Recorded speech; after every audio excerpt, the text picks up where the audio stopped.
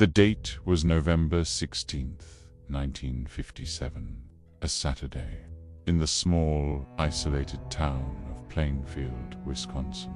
This particular Saturday marked the opening of the deer hunting season. For the locals, this wasn't just a sport. It was a ritual. The town, which was already quiet by nature, felt almost abandoned. Most of the able-bodied men had packed their rifles and headed into the deep gray woods before dawn, leaving the streets empty and silent. The air was biting cold, carrying the sharp promise of a coming winter. It was the kind of cold that seeps through the walls of the old timber houses, the kind of silence that amplifies every creak and every whisper. Put on Main Street, the Worden's hardware store was one of the few places open for business. Bernice Worden, a 58-year-old widow, was running the shop alone that morning.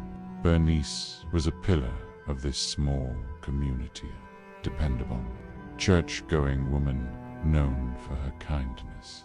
Though she carried a certain toughness about her, the kind required to run a business on her own in such a rugged environment. She had opened the store early, anticipating the last-minute rush of hunters needing supplies. But as the morning dragged on, the rush never really came. The town was a ghost town. Around 5 o'clock in the evening, the sun had already begun to dip below the horizon, casting long, stretching shadows across the storefronts. Frank Worden, Bernice's son, returned from the woods. He was the deputy sheriff of Plainfield, a man who knew everyone, and everyone knew him. He parked his truck and walked toward the hardware store, expecting to find his mother closing up for the night. Perhaps she would be counting the day's meager earnings or sweeping the floor one last time.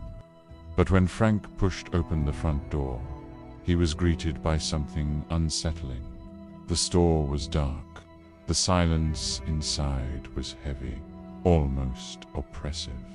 "Ma," he called out, his voice echoing slightly in the stillness. There was no answer.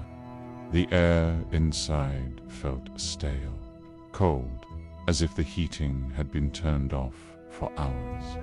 He walked further in, his boots thudding against the wooden floorboards. That's when he saw it, the cash register. It wasn't just open. It had been yanked out of position, the drawer hanging loose, empty.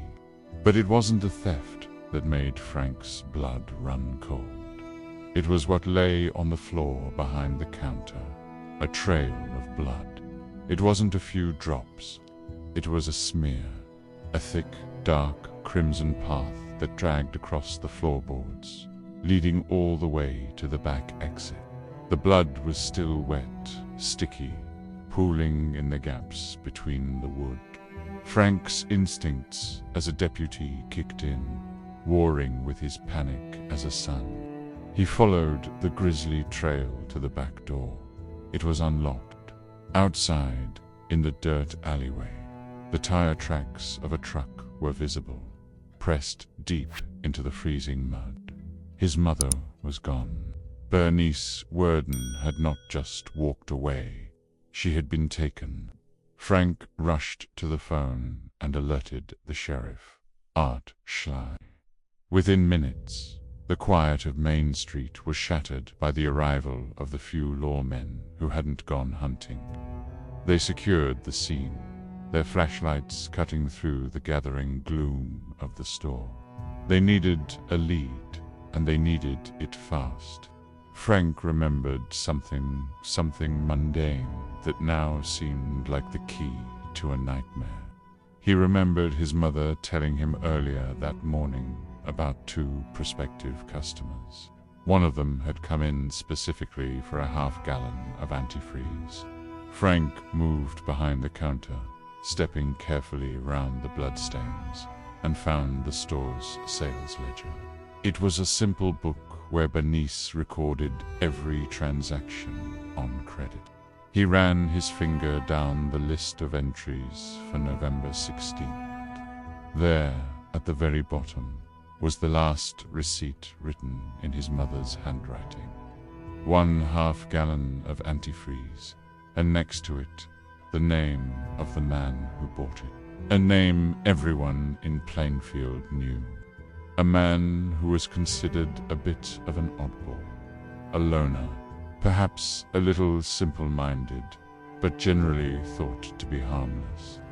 He was the local handyman who did odd jobs for neighbors, babysat their children, and kept to himself on his dilapidated farm on the edge of town. The name in the book was Ed Gein. Sheriff Schley and Deputy Frank looked at each other. It seemed impossible. Ed, the quiet little man who brought his neighbors venison. The man who lived alone in that decaying farmhouse since his mother died. He was strange. Yes, he would ramble sometimes about things people didn't quite understand, and he had a peculiar sense of humor that made folks uncomfortable. But a kidnapper, a murderer, it didn't fit. Yet the evidence was staring them in the face. He was the last person to see Bernice Worden alive. The sun had fully set now, plunging Plainfield into darkness. The temperature was dropping rapidly. The sheriff made the call. They had to go to the Gein farm. They had to ask him where Bernice was. They gathered a small convoy of police cars. As they drove out of the town proper and onto the gravel roads leading toward the desolate farmland, none of them could have predicted what was waiting for them. They thought they were going to question a suspect in a robbery kidnapping. They thought they were looking for a missing woman. They had no idea that they were driving straight into the heart of a nightmare that would change American history forever. They were heading toward a house that was not a home, but a graveyard of sanity. The drive to the Gein farm felt longer than the few miles it actually was. The police cruisers moved in a grim procession, their headlights cutting through the pitch-black void of the Wisconsin countryside. The road was narrow, bordered by barren trees that looked like skeletal fingers reaching up into the starless sky. When the farmhouse finally came into view, it looked less like a home and more like a decaying relic left to rot by time itself. It sat far back from the road, a 2-story structure of weather-beaten wood that seemed to sag under the weight of its own neglect. There were no lights on, no smoke rose from the chimney. The place appeared completely abandoned, a dark blot against the snowy fields. Sheriff Schley and Captain Schoepester were the first to step out of their vehicles. The cold was instantaneous, biting through their heavy coats. The silence here was different from the silence in town. It was absolute, almost unnatural. There was no sound of livestock, no barking dog, just the whistling of the wind through the cracks in the siding. They approached the house with their flashlights drawn, the yellow beams sweeping across the yard. It was a junkyard of rusted metal, old car parts, and piles of trash that had been covered by a thin layer of frost. They didn't go to the front door. In these parts, everyone used the back, and the tracks they had followed led round the side of the house to a structure attached to the rear. Summer kitchen, a sort of shed used for processing food and storing supplies. The door to the shed was unlatched. With a nod to one another, the officers pushed it open and stepped inside. The smell hit them first. It was a complex, repulsive odor, a mix of stale air, old dust, rotting garbage, and something metallic, something sharp that pricked at the back of their throats. The darkness inside the shed was total. The only illumination came from the erratic dancing of their flashlight beams, which revealed a space crammed with chaos. Every inch of the room seemed to be filled with debris, boxes, old tools, rusted equipment, and piles of unidentifiable junk. It was claustrophobic, the walls seeming to close in on them. Sheriff Schley moved forward cautiously, his boots crunching on the dirt and trash that littered the floor. He was looking for Bernice, or at least a sign of her. He swept his light to the left, scanning a workbench piled high with clutter. Then, as he turned to scan the center of the room, his heavy winter coat brushed against something suspended from the rafters. It was large, heavy. Schley instinctively recoiled, thinking he had walked into a hanging side of venison. It was, after all, the first day of hunting season.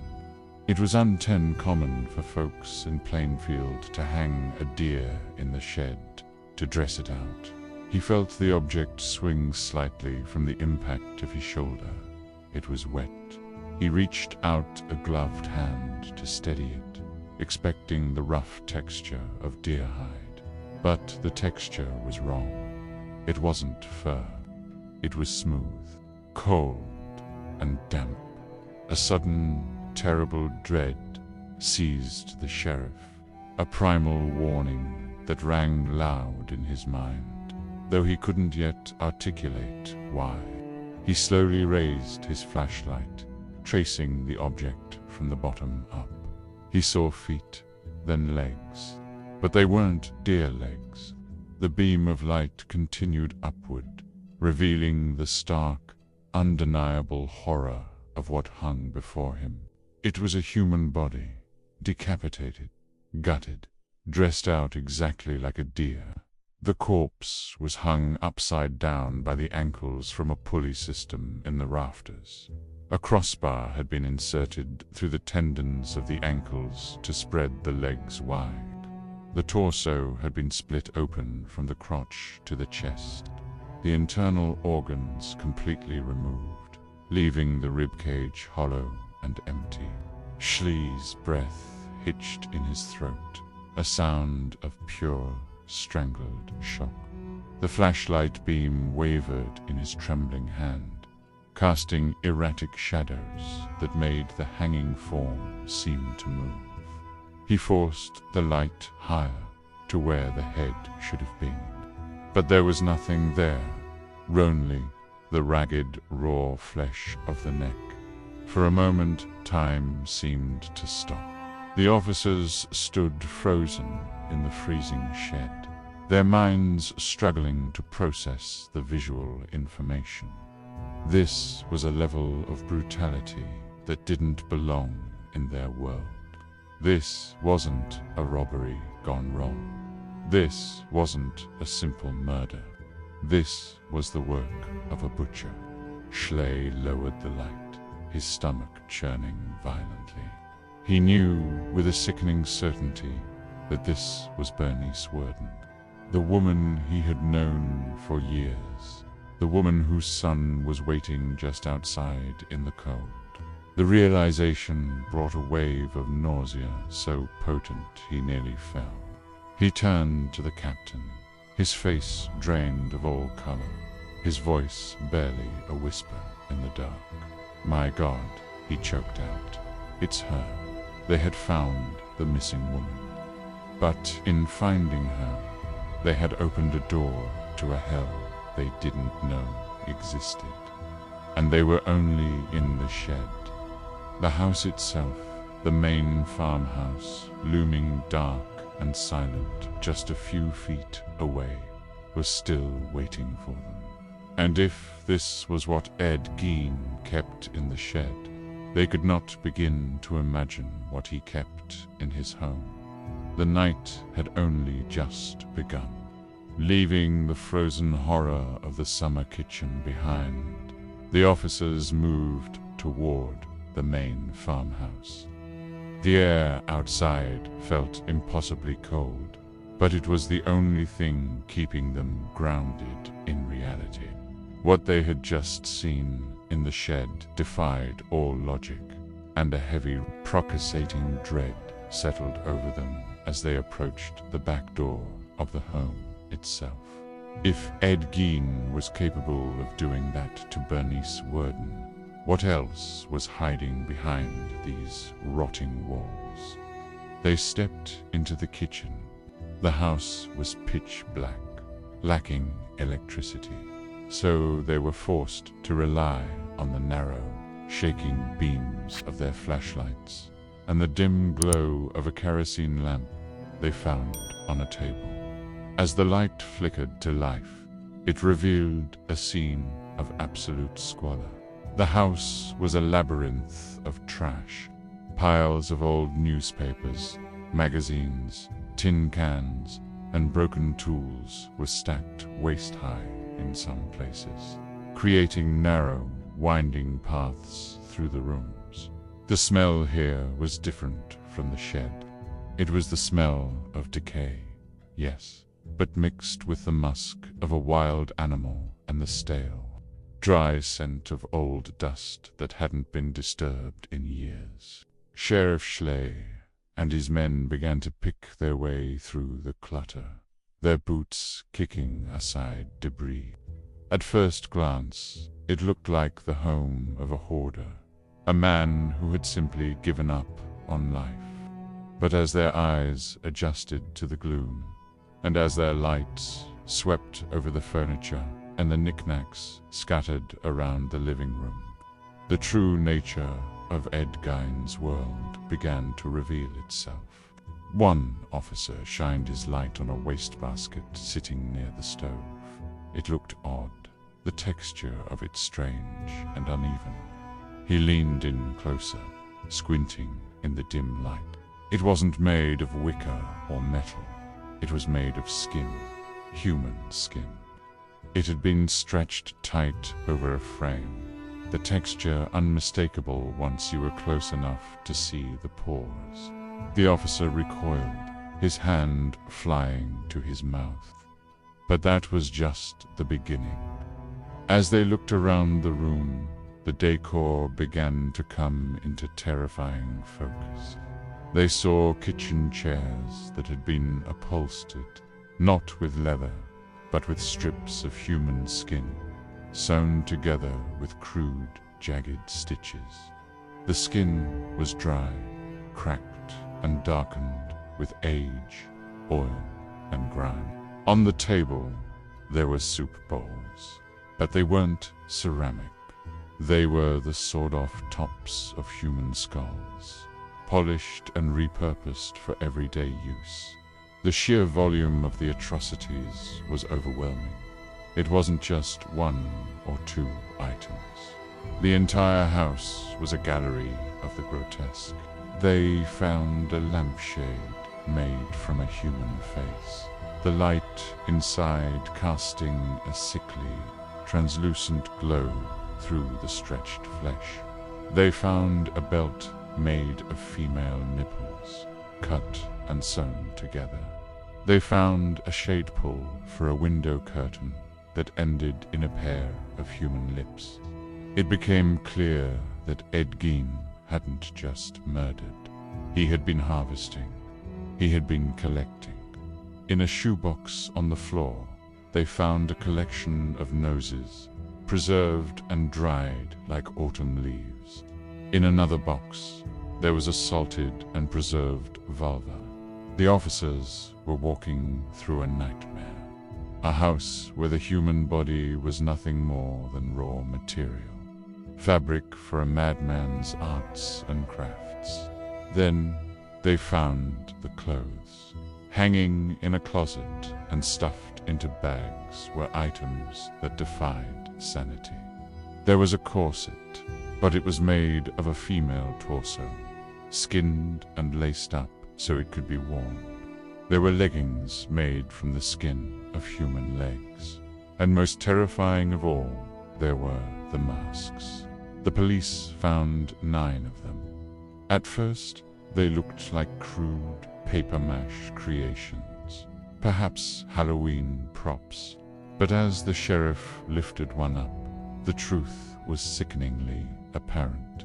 These were actual human faces. Ed had carefully peeled the skin from the skulls of women, keeping the hair, the eyebrows, and the ears intact. He had tanned them and treated them so they would keep their shape. The eyes were empty holes, staring back at the officers with a hollow accusation. The skin was leathery and dry, retaining the features of the women they once belonged to. It wasn't just that he had collected them. The way they were stored, the way the suit was constructed, suggested something even darker.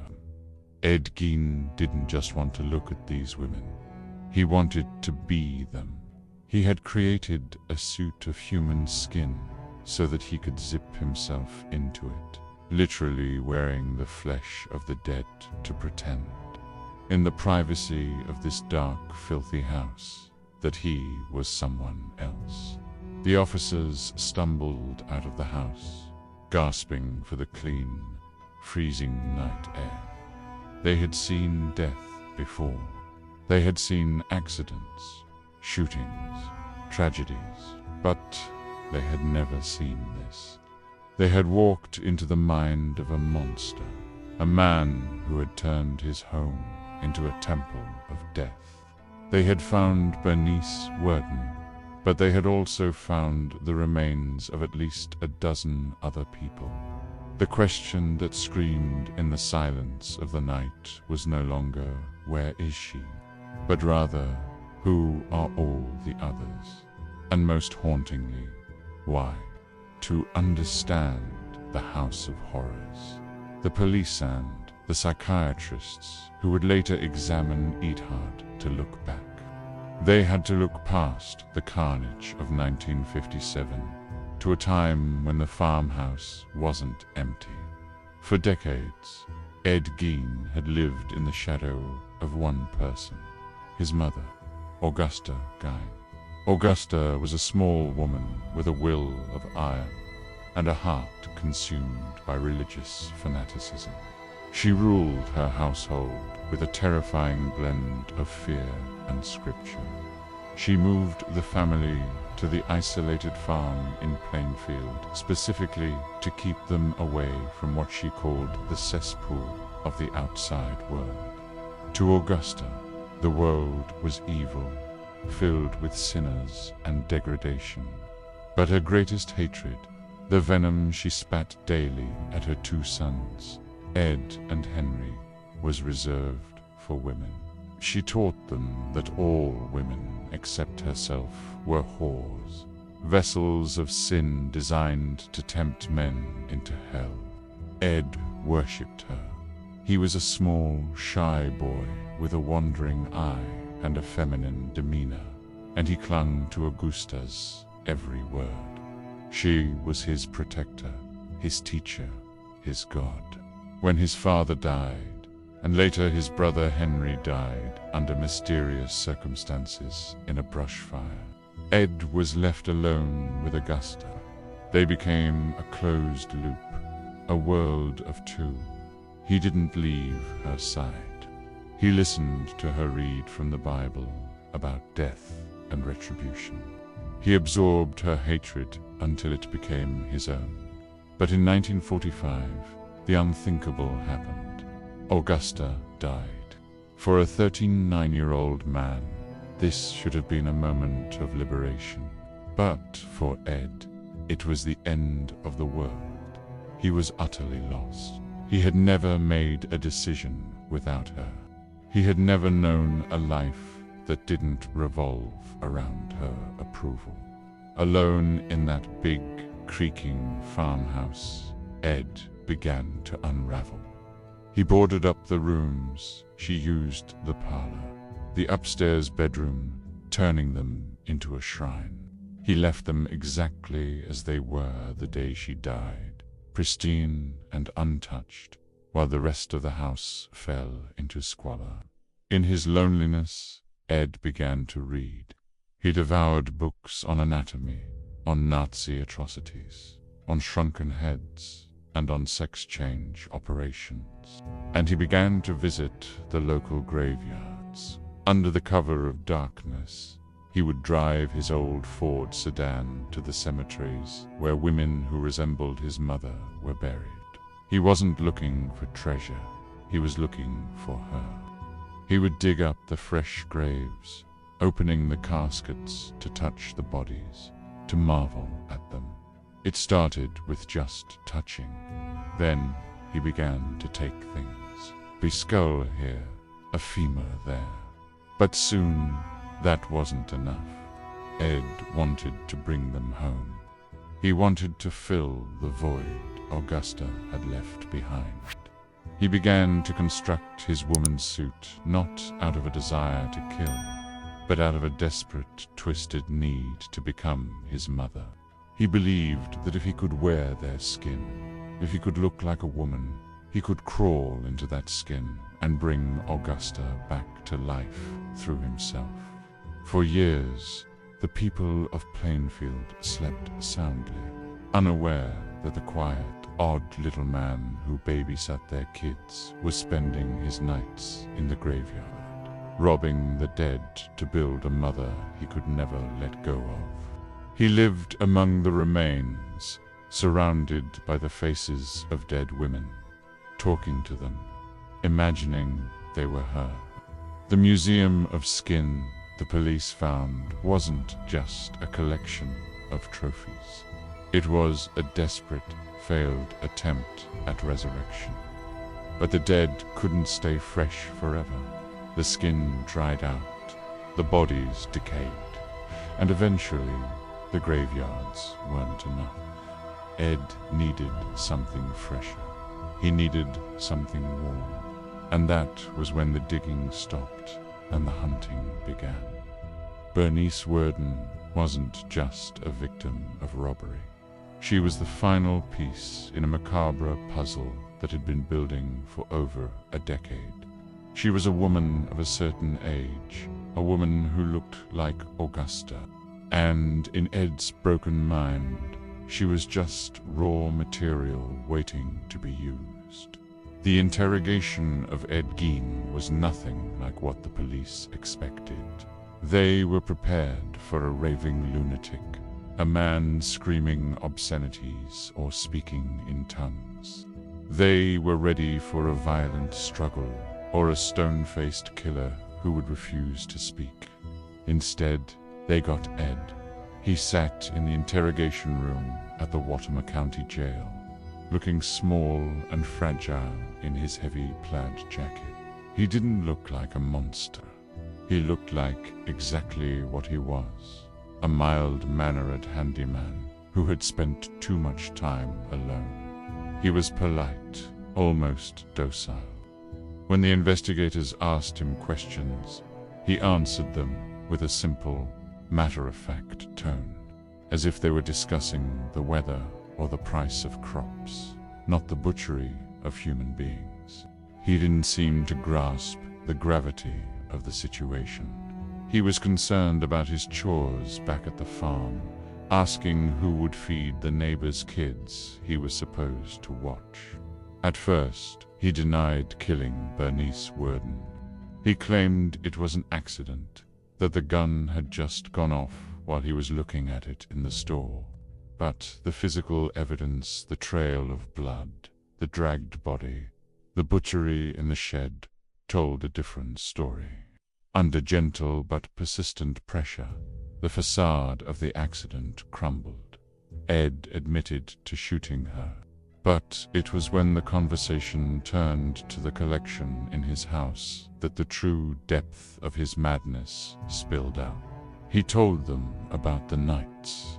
He explained that after his mother died, he would fall into a strange state. He called it a daze.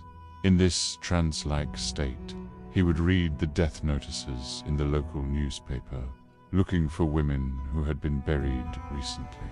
He looked for specific tradeswomen who were middle-aged, matronly, women who reminded him of Augusta. Under the cover of darkness, he would drive his old 1949 Ford sedan to the cemeteries in Plainfield, Hancock, and Spiritland. He knew these graveyards well. They were the resting places of his neighbors, people he had waved to in the street. He described the process with chilling clinical detail. He would park the car, take his shovel, and dig. He didn't take the whole bodies at first. He would open the caskets, struggling with the heavy lids in the dark, and perform his grisly surgery right there in the grave. He took skulls. He took skin. He told the detectives that he had visited the graveyards at least 40 times. He claimed that on about 30 of those trips, he came out of his daze while standing over the grave, and simply filled it back up without taking anything, returning home empty-handed. But on the other 9 occasions, the demon won. He brought his prizes home. The investigators listened in stunned silence as he listed the names. Mary Hogan, the tavern owner who had vanished in 1954. Everyone thought she had run off or been kidnapped by a stranger. Ed admitted he had killed her, too. He had loaded her body onto a sled and dragged it to his truck, just like he had done with the deer he hunted. Her skull was found in his house, painted silver. What terrified the police most was Ed's complete lack of remorse. They were objects. They were spare parts for the suit he was building. He admitted that his ultimate goal was to create a full skin suit so that he could literally step into his mother's body. He wanted to look in the mirror and see Augusta looking back. It was a heartbreaking, nauseating logic that only made sense inside the shattered mind of Ed Gein. The news of what was found in the Gein farmhouse hit the world with the force of an atomic bomb. Plainfield, Wisconsin, a town nobody had ever heard of, was suddenly the center of the universe. Reporters from New York, Chicago, and even overseas flooded the tiny community. They dubbed it the House of Horrors.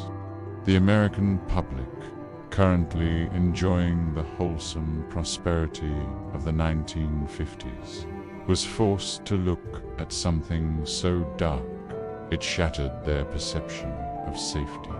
The idea that a polite, quiet neighbor could be skinning people in his kitchen was a trauma the national psyche would never fully recover from. Ed was arraigned, but the judicial system faced a problem. Was a man who made soup bowls out of skulls mentally fit to stand trial? The answer, unsurprisingly, was no. He was diagnosed with schizophrenia and declared legally insane. He was committed to the Central State Hospital for the Criminally Insane, locked away from the world he didn't understand. But the story didn't end with Ed's incarceration. The house itself became a character in the drama. It stood there, rotting in the cold, a monument to depravity.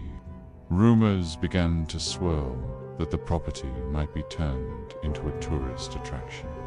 A museum of the macabre, where people could pay a nickel to see the room where Mary Hogan died.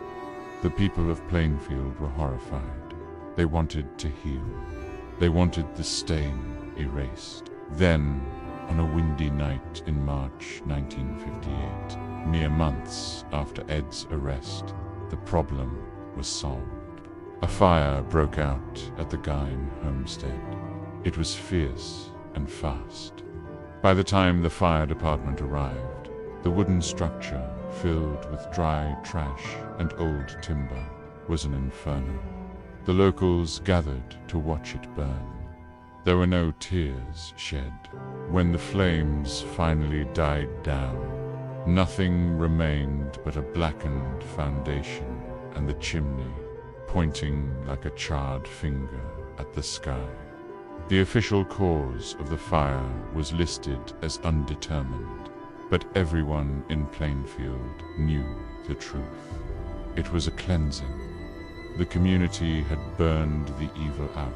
When Ed was told in the asylum that his house had burned down, he simply shrugged and said, "Just as well." Ed Gein lived for another 26 years in the mental institution. He was a model prisoner. He was quiet, he did his chores, and he never caused trouble.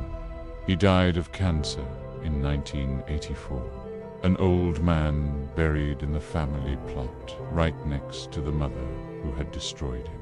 But while the man died, the monster lived on. Ed Gein became the dark muse of Hollywood.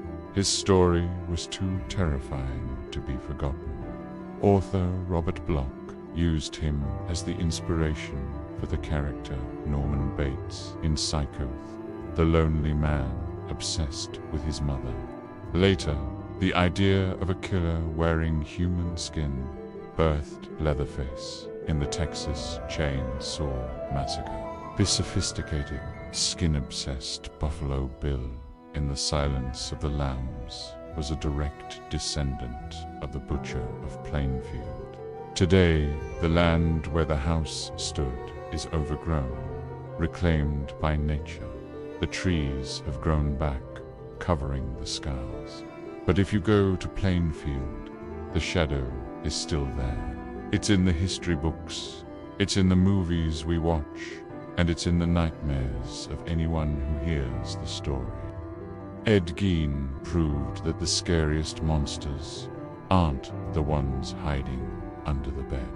They are the ones living next door, the quiet ones, the ones who smile and wave as you walk by, while something terrible waits for you in the shed.